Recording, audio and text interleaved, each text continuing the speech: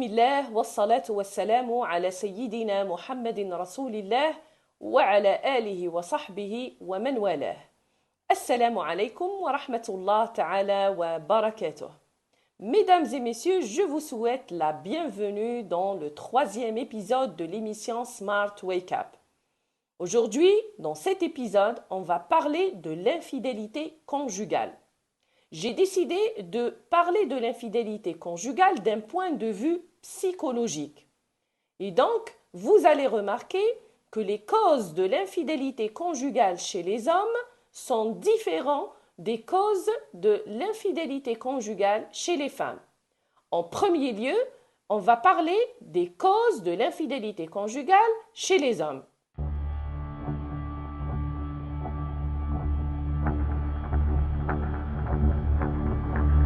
Mais avant de commencer à parler des causes de l'infidélité conjugale, j'aimerais bien vous dire quelque chose. Sachez, messieurs, dames, que l'infidélité n'a pas de justification. Alors, celui qui trahit son conjoint n'a pas le droit de donner des justifications. Il faut juste demander pardon. Car si vous ne vous entendez plus avec votre conjoint, vous n'avez qu'à déclarer votre départ au lieu de vivre une double vie ou peut-être même une triple vie. Et maintenant, je vais vous parler des causes de l'infidélité chez les maris d'un point de vue psychologique. Premièrement, puisque les relations intimes sont généralement associées à l'émotionnel chez les femmes plus que chez les hommes. Et donc, quand le mari va avoir un mauvais comportement envers sa femme, quand un mari est dur avec sa femme, la femme va commencer à repousser son mari. Et c'est là où le mari va prendre cela comme un motif de trahison. Deuxièmement, si les relations intimes vont se transformer en un simple devoir. Et c'est là aussi que le mari va prendre cela comme un motif de trahison. Troisièmement, la divergence culturelle et intellectuelle entre les époux va conduire à des problèmes inévitables entre les époux et cela va provoquer de l'apathie.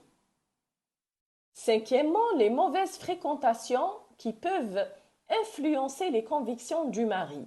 Et donc le mari va trahir sa femme et trouver n'importe quelle raison. Sixièmement, l'incapacité du mari à comprendre la négligence de sa femme. Et donc il va réparer ça auprès d'une autre femme. Septièmement, l'incapacité du mari à prouver sa masculinité avec sa femme et donc il va essayer de la prouver avec une autre femme. Huitièmement, le narcissisme. Et oui, le narcissisme chez le mari peut le conduire à avoir plusieurs relations pour essayer de satisfaire son ego. Neuvièmement, la routine dans les relations intimes. Quand la routine dans les relations intimes s'installe, le mari peut prendre cela comme motif de trahison. Dixièmement, les préoccupations que peut avoir la femme. Par exemple, la femme, quand elle commence à détourner son intention de son mari, elle s'occupe de sa maison, de ses enfants, de son travail, et elle a l'intention détournée totalement de son mari. Le mari, dans ce cas-là, va prendre cela comme motif de trahison. Il existe également des maladies psychologiques et organiques qui jouent un rôle très important. Certains cas ont été enregistrés dans lesquels la cause est due à un complexe psychologique résultant d'une mauvaise relation de l'homme avec sa mère, chose qui va le pousser plus tard à se venger de sa femme. Il y a aussi la cause du désir sexuel quand l'homme commence à recourir à la masturbation. La femme, arrivée à un certain moment, elle va être incapable de satisfaire le désir de son mari d'une façon permanente.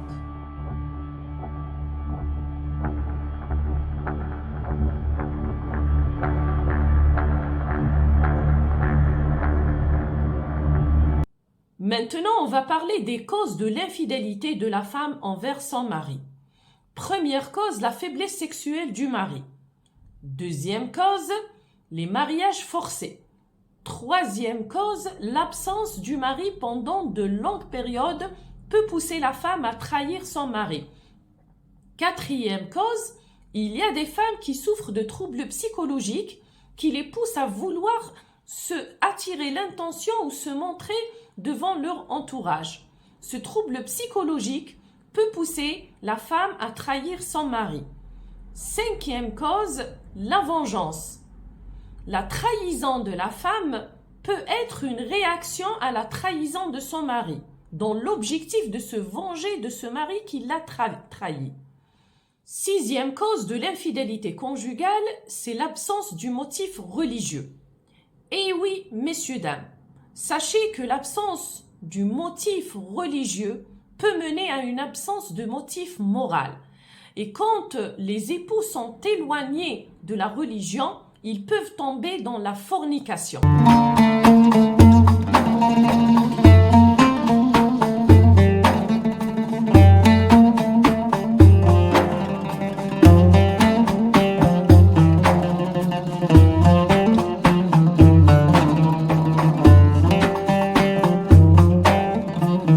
La trahison n'est pas seulement l'établissement d'une relation illicite complète avec une personne autre que votre partenaire, car l'infidélité peut être plus petite et plus simple que cela.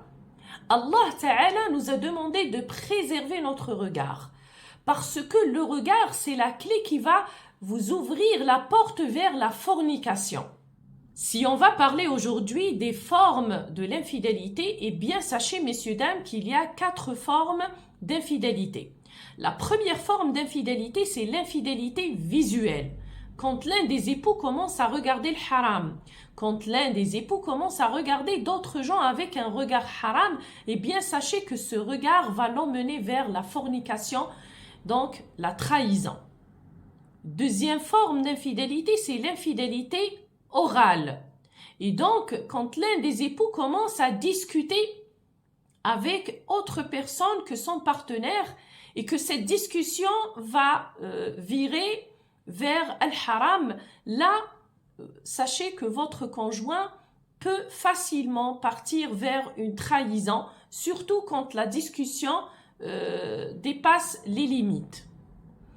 Troisième forme d'infidélité, c'est l'infidélité physique, et c'est quand l'un des époux va avoir une relation sexuelle avec une autre personne que son partenaire, et donc là on est en train de parler de la fornication. Quatrième forme d'infidélité, c'est l'infidélité électronique, et c'est quand l'un des époux va avoir des relations dans les réseaux sociaux avec d'autres gens, et quand la discussion dépasse aussi les limites.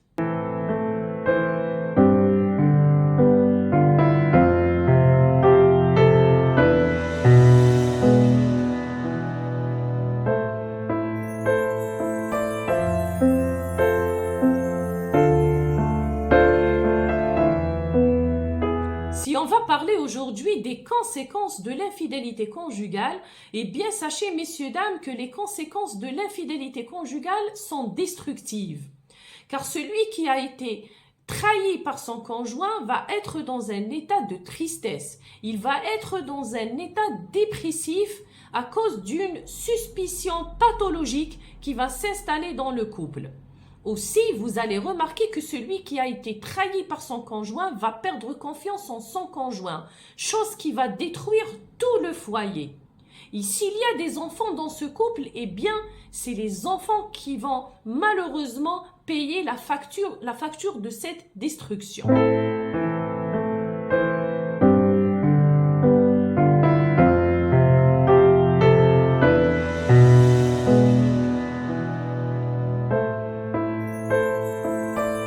Si on va parler de celui qui a trahi son conjoint, eh bien celui qui a trahi son conjoint peut sentir du mépris envers lui-même ou envers elle-même.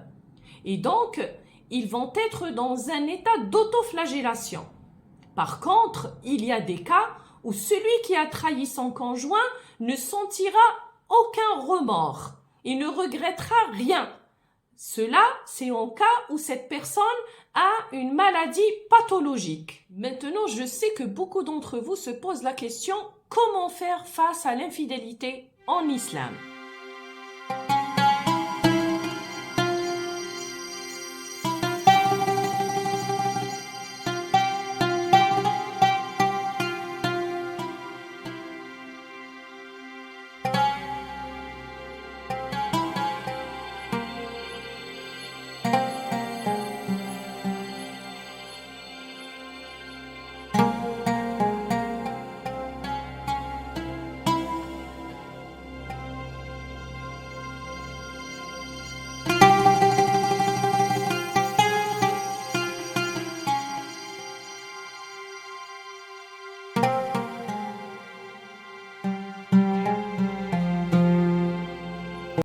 Ce que je vous demande aujourd'hui, messieurs, dames, est de juger le comportement et ne pas juger la personne.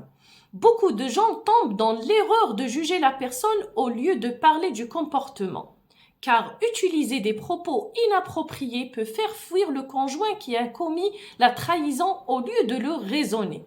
Si l'un des époux confirme la trahison de son conjoint, vaut mieux essayer de le raisonner en lui disant par exemple que son acte est un grand péché et qu'Allah Ta'ala est en train de nous observer. Si votre conjoint est quelqu'un de pieux et a juste fait une erreur, il va avoir des remords, car il va se préoccuper du regard d'Allah Ta'ala envers lui.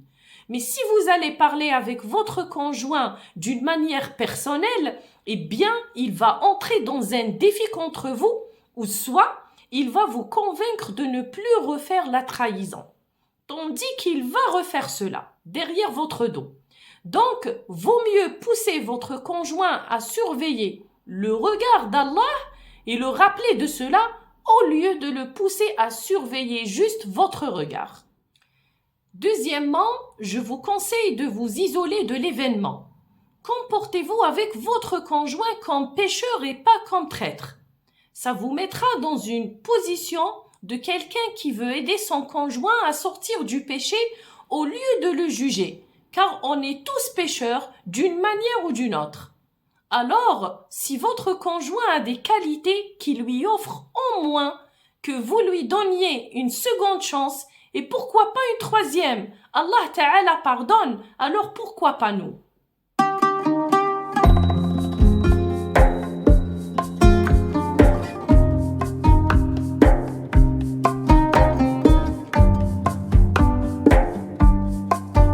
Troisièmement, j'aimerais bien que vous preniez conscience de la différence entre les hommes et les femmes d'un point de vue psychologique et physiologique. Allah Ta'ala a dit dans le Coran, dans le verset 36 de sourate Al-Imran, ba'da Bismillahir Rahmanir Rahim, wa laysa dhakaru kal untha. Et l'homme n'est pas comme la femme. Et donc l'homme est sexuellement stimulé par les yeux.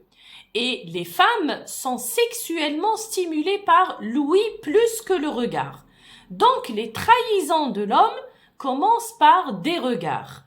Et les trahisons des femmes commencent par des mots. La relation sexuelle pour une femme est une relation spirituelle et a besoin de beaucoup d'amour. Tandis que pour un homme, c'est une relation d'extinction de la luxure du désir sexuel qui ne nécessite pas d'amour. Par conséquent, un homme peut facilement établir une relation avec une autre que sa femme, et pour cette raison, la femme doit prendre soin d'elle et prendre conscience qu'il y a une certaine différence entre elle et son mari par rapport aux relations intimes. Et donc, elle doit l'aider à se préserver du péché. N'empêche que cette différence ne justifie guère la trahison. Quatrièmement, le divorce émotionnel.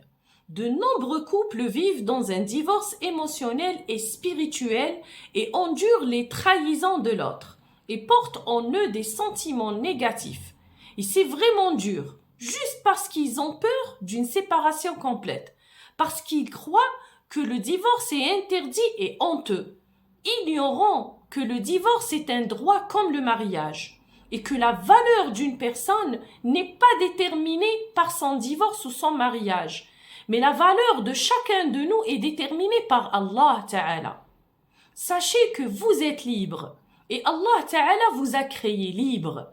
Et vous avez toute la liberté de choisir de rester avec votre partenaire ou de l'abandonner en cas où il vous a trahi. Et parce que vous prenez votre valeur d'Allah Ta'ala et non des gens.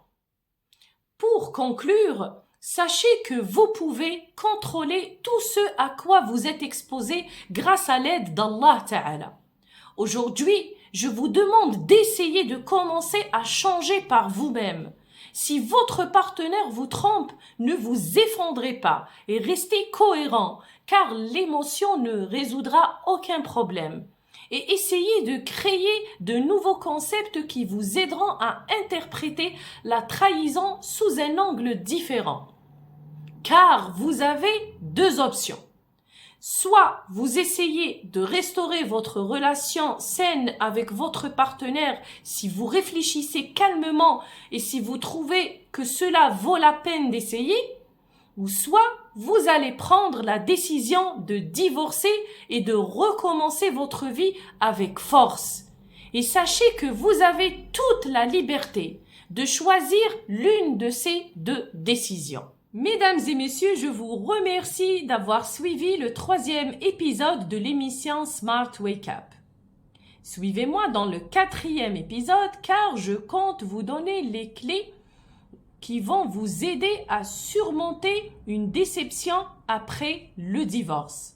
Je vous dis qu'Allah vous protège. Wassalamu alaikum wa rahmatullah ta'ala wa barakatuh.